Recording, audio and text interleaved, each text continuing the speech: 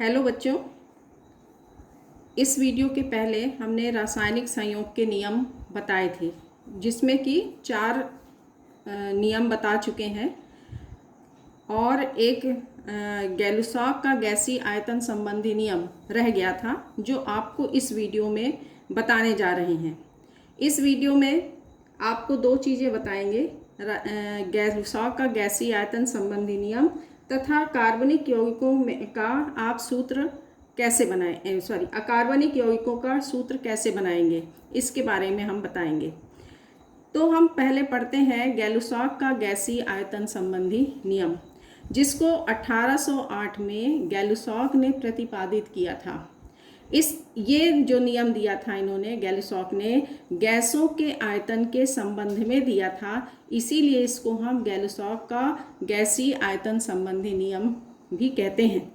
इस नियम के अनुसार समान ताप दाब पर, ये कंडीशन आपको इसमें होनी चाहिए, समान ताप दाब पर जब गैसें आपस में संयोग करती हैं तो उनके आयतनों में सरल अनुपात होता है, और यदि बनने वाला पदार्थ भी गैसीय हो, मतलब गैस अवस्था में हो, तो उसका आयतन भी क्रियाकारी गैसों के आयतन के सरल अनुपात में होगा। ठीक, जैसे उदाहरण के रूप में इसको समझोगे। उदाहरण के रूप में हाइड्रोजन क्लोरीन से क्रिया करके HCl हाइड्रोजन क्लोराइड गैस बनाती है। ठीक, तो इसको बैलेंस करोगे तो ये 2 हो गया। इसको अब बैलेंस करना हम आपको बताएंगे। हाइड्रोजन क्लोरीन से क्रिया करके हाइड्रोजन क्लोराइड बनाता है। ठीक, अब इसमें देखिए समीकरण में ये हाइड्रोजन क्या है? गैस है। क्लोरीन क्या है? गैस है। और हाइड्रोजन क्लोराइड भी क्या है? गैस है।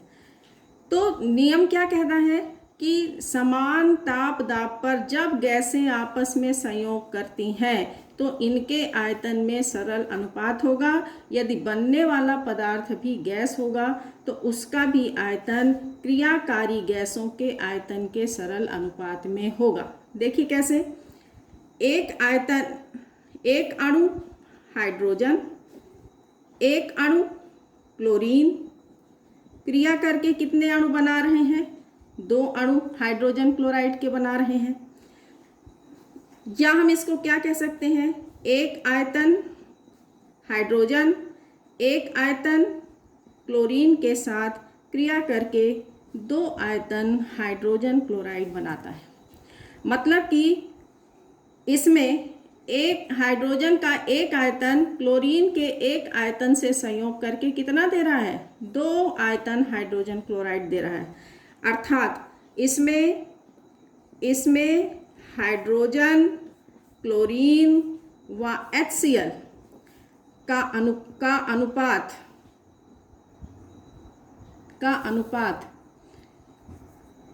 क्या होगा? 1:1:2 होगा। काहे में? आयतन में अनुपात। ये नियम कहता है। आगे समझ में कि जब समान ताप दाब पर जब गैसें आपस में संयोग करती हैं तो उनके आयतन में सरल अनुपात होता है। यदि बनने वाला पदार्थ भी गैस होगा तो उसका भी आयतन क्रियाकारी गैसों के आयतन के सरल अनुपात में होगा। ठीक है ना? और ये कंडीशन क्या होगी? समान ताप दाब पर जरूरी है। ठीक है, समान ताप दाब पर ये जरूरी है। ठीक, अब ये हो गया आपका गैलुसॉक का गैसीय आयतन संबंधी नियम। तो आपको रासायनिक संयोग के नियम पढ़ा चुके हैं और 4 नियम पहले वाले वीडियो में दिया है और ये एक बचा था तो इसमें हो गया। नेक्स्ट है, आपको दूसरा टॉपिक लेते हैं आज।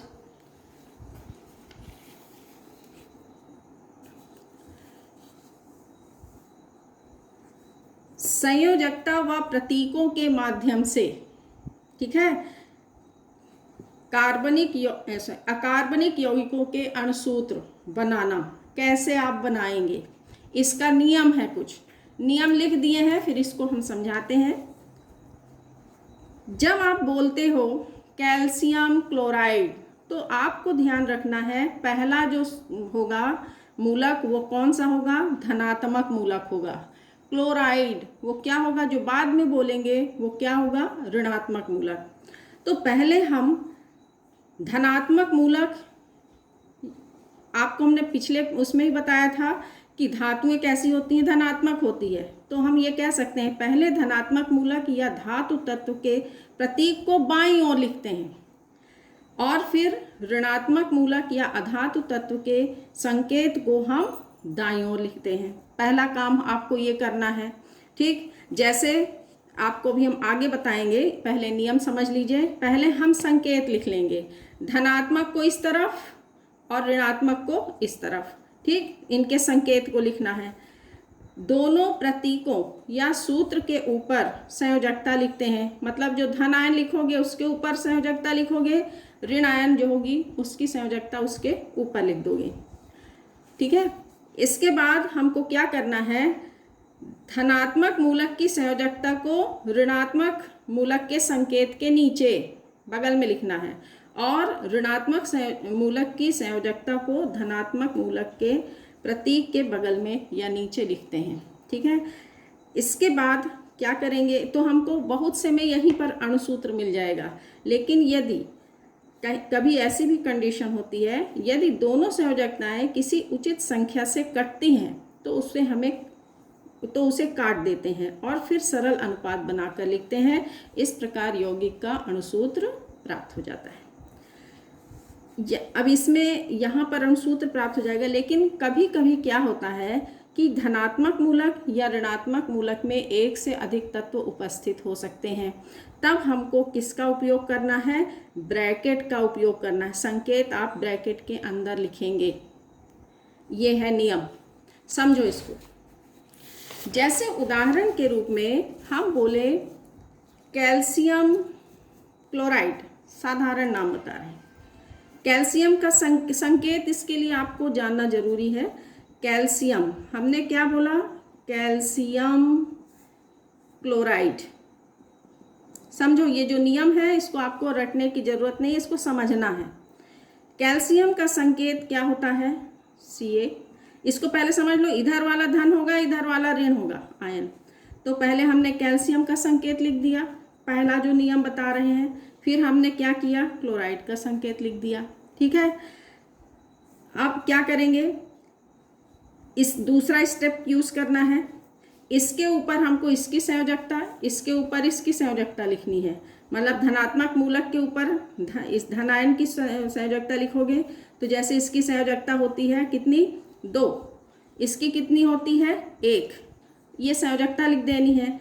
फिर तीसरा स्टेप क्या करोगे, इसकी संयोजकता को यहाँ और इसकी संयोजकता को यहाँ लिखना है।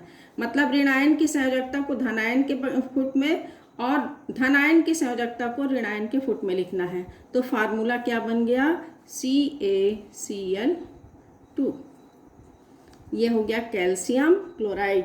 और आपको सूत्र बनना चाहिए, क्योंकि आपको समीकरण लिखना है।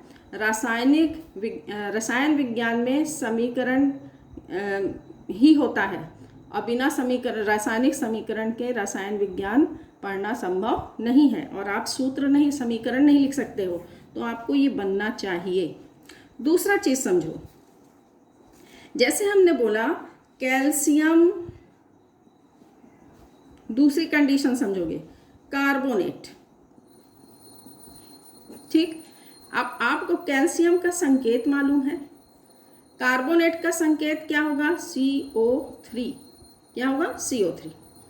इसकी संयोजकता आपको यही बताए हैं कितनी होगी, 2। पहले संकेत लिखना है, धनायन की संयोजकता को ऊपर, ऋणायन की संयोजकता को इसके ऊपर लिखना है। मतलब इसकी संयोजकता क्या होगी, 2 होगी, ठीक। अब इसमें आपको फार्मूला बनाना है। हमने क्या बताया, इसकी बैलेंसी को यहाँ लिखेंगे और इसकी बैलेंसी को यहाँ लिखेंगे। तो क्या बन गया फार्मूला, CaCO3। अब ये 2 चीज़ें हैं तो इसको हमें होल में लिखना चाहिए। तो लेकिन यहाँ पर ये 2 हो जाएगा और ये भी क्या हो गया, 2 हो गया, और ये क्या हो जाएगा, कट जाएगा। तो फार्मूला क्या बन गया, CaCO3। मतलब कि अगर ये उचित संख्या से कट रहा है तो इसे काट करके हमें फार्मूला बनाना है। ये हो गया कैल्शियम कार्बोनेट। आगे समझ में, इसी तरह से समझो। और जैसे हमको बनाना है सोडियम कार्बोनेट,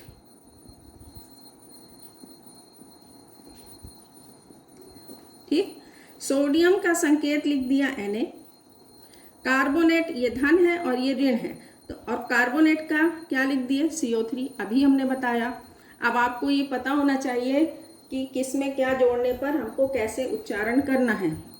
सोडियम की संयोजकता कितनी होती है, 1, ठीक है, और कार्बोनेट की संयोजकता कितनी बताई, 2।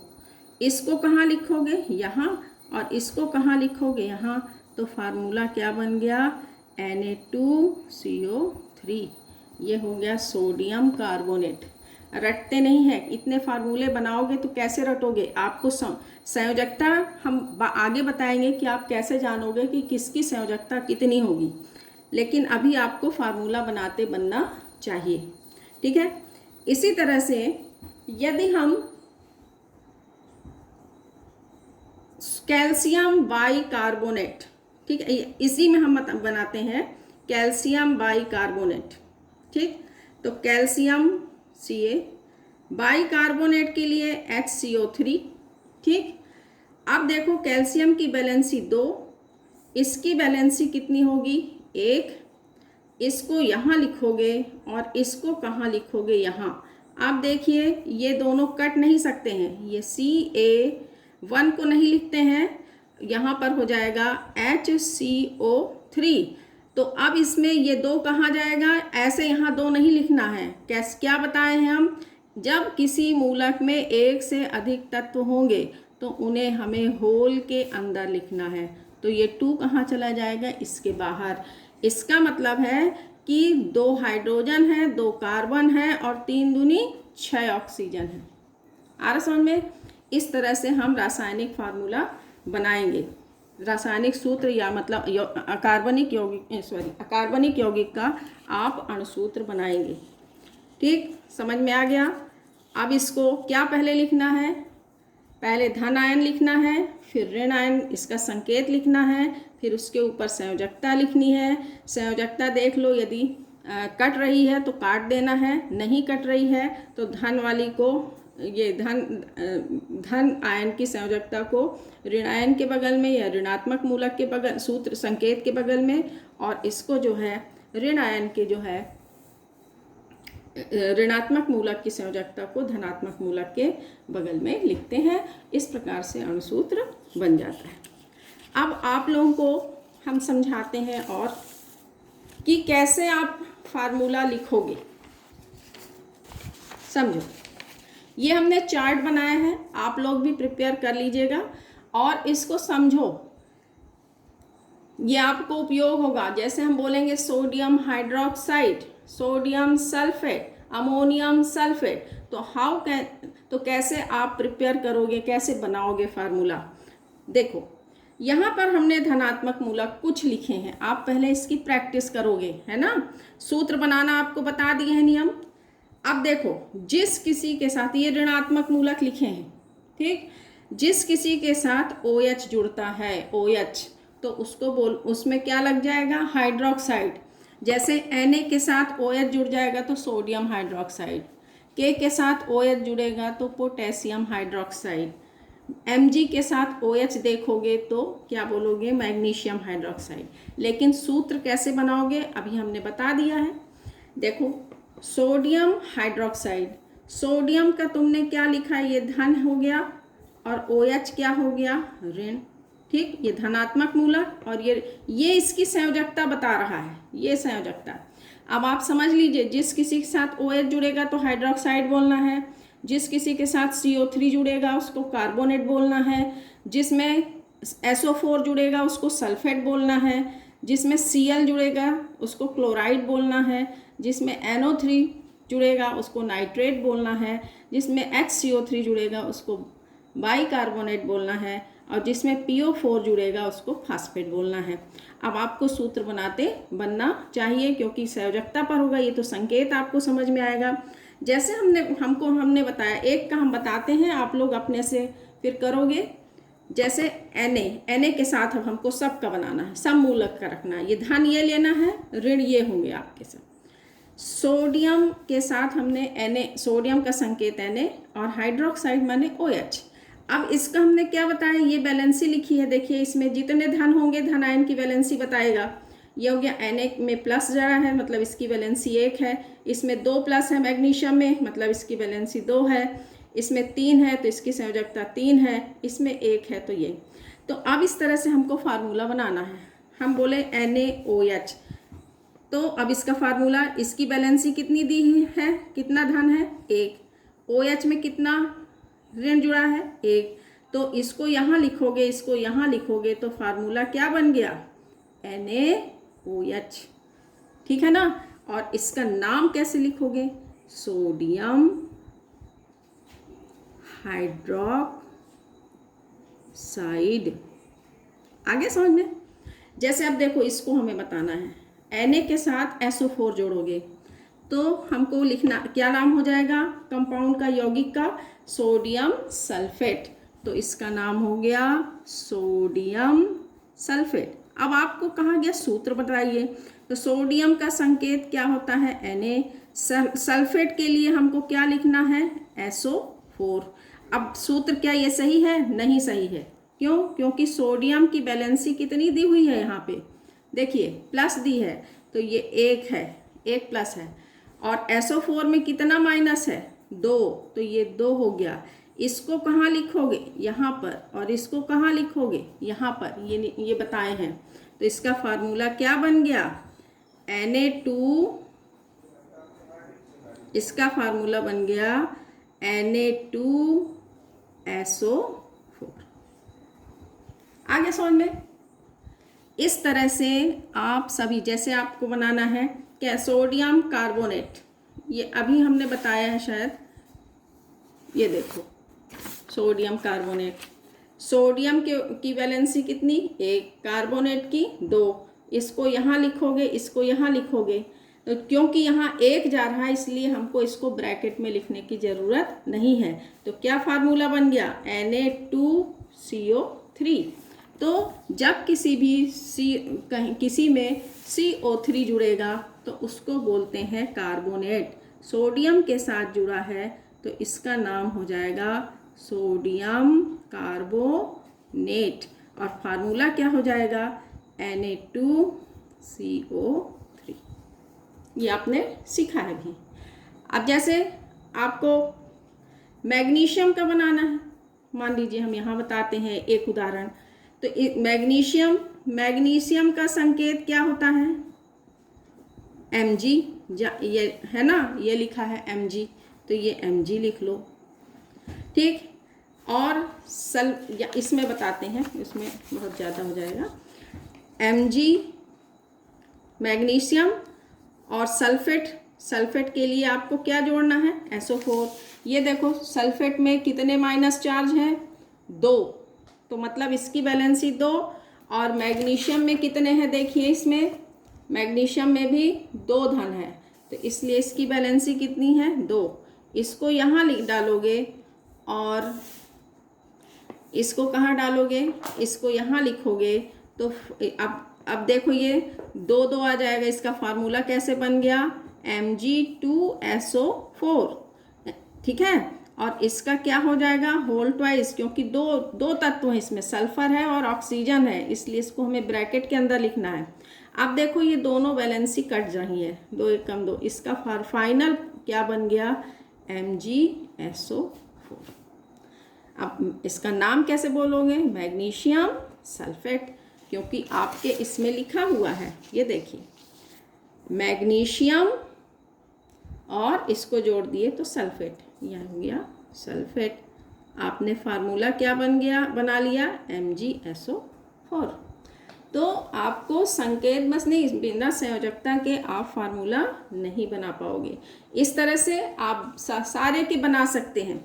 जैसे अब आपको एल्यूमिनियम क्लोराइड का बनाना है, मान लीजिए, एक ठो और बता देते हैं। एल्यूमिनियम के साथ हम Cl जोड़ेंगे तो एल्यूमिनियम का क्लोराइड बनेगा, ठीक है। अब ये समझो, O जुड़ता है तो ऑक्साइड, N जुड़ता है तो नाइट्राइड, इस तरह से आपको उच्चारण, Br जुड़ेगा तो ब्रोमाइड, आइड जुड़ जाता है कुछ में, ठीक है। जैसे अब आपको हमने बोला एल्यूमिनियम क्लोराइड, तो एल्यूमिनियम का संकेत जानते हो Al, क्लोराइड का संकेत Cl। अब इसको एल्यूमिनियम क्लोरीन नहीं बोलेंगे, क्लोराइड बोलेंगे, क्योंकि ये यौगिक में बदल गया है। तो एल्यूमिनियम का के देखिए यहाँ पर वैलेंसी कितनी दी है, 3, तो ये 3 हो गई। और इसकी वैलेंसी कितनी दी हुई है, यहाँ पे 1 माइनस चार्ज है तो 1। इसको कहाँ लिखोगे, यहाँ पर, इसको कहाँ लिखोगे, यहाँ पर। तो फार्मूला क्या बन गया, AlCl3। आगे समझे, इसका नाम क्या लिखोगे, एल्यूमिनियम और Cl जुड़ा है इसलिए क्लोराइड। इस तरह से आप चार्ट बना लीजिए, अपने से पूरा प्रैक्टिस करो। ये आपके लिए होमवर्क भी है, और बनाएंगे सीखेंगे तो अच्छा भी लगेगा जब बनने लगेगा। तो आप पहले आज हमारा ये होमवर्क है आपके लिए, इसको करिएगा। और आज ये लेक्चर हमारा ख़त्म होता है।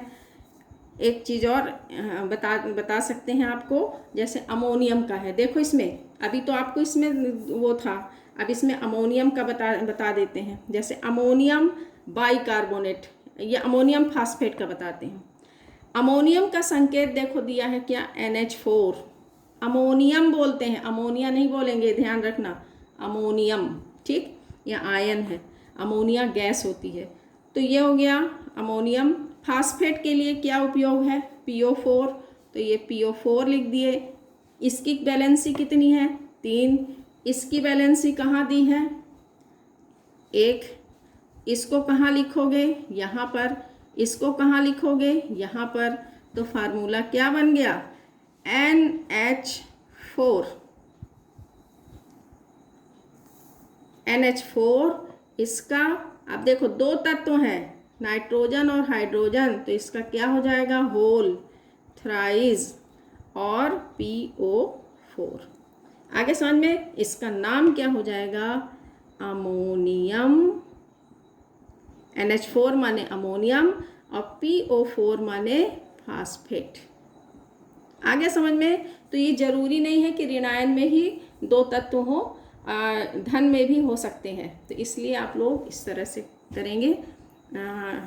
हमें विश्वास है कि आप लोगों से बनने लगा होगा, और आप लोग इस तरह से करके, ये हमने कुछ बताए हैं, बहुत सारे हैं जो कि आप सीख सकते हैं और करेंगे और आपको बनने लगेगा। तो अब आप समझना कि हम सल्फेट बोलेंगे तो क्या लिखना है, क्लोराइड है तो क्या लिखना है। और हमें पूरा विश्वास है कि आपसे बनने लगेगा और बनने लगा होगा, और आप लोग इसको प्रैक्टिस करिएगा। और अगर आपको ये वीडियो अच्छी लगी हो तो इसे लाइक करिए, शेयर करिए ज़्यादा से ज़्यादा बच्चों को, जिससे सभी बच्चों को फ़ायदा हो और उनसे भी बने। Thank you.